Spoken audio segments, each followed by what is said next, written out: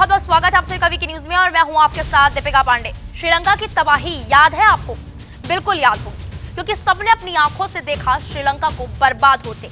आर्थिक आफत ने श्रीलंका की नींव को ही हिला के रख दिया था।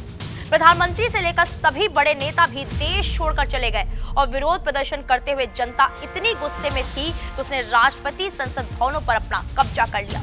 लेकिन अब उसी श्रीलंका से भारत के लिए बड़ा बयान आया है। श्रीलंका के विदेश मंत्री साबरी ने भारत को लेकर बहुत बड़ी बात कही है। श्रीलंका का ये बयान भारत के दुश्मनों को यकीनन चुभेगा। लेकिन चलिए आपको बताते हैं कि श्रीलंका ने क्या कहा।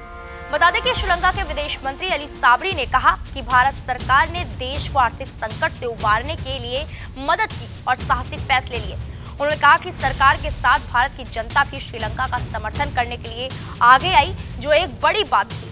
उन्होंने भारत को असली दोस्त भी कहा है। श्रीलंका के विदेश मंत्री अली साबरी ने कहा कि भारत ने किसी भी अन्य देश की तुलना में श्रीलंका की अधिक मदद की, खासकर जब द्वीप राष्ट्र एक अभूतपूर्व संकट से जूझ रहा था। साबरी ने बड़ा बयान देते हुए कहा, बुरा समय आने पर आपके असली दोस्तों की परीक्षा होती है। जरूरत में एक दोस्त और वास्तव में एक दोस्त जो वो कहते हैं, उसमें भारत हमारे साथ खड़ा रहा।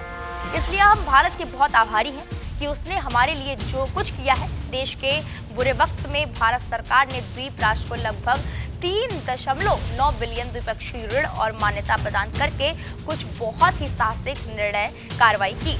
ये वो रेखा है जिसने श्रीलंका को एक और दिन के लिए लड़ाई लड़ने की जीवन रेखा दी, जिसने शायद दिवालिया देश को गुमनामी से बचा लिया। श्रीलंका के इस बयान ने एक बार फिर पूरे विश्व में ये साबित कर दिया कि मुसीबत के समय भारत हाथ थामने में कभी पीछे नहीं रहता।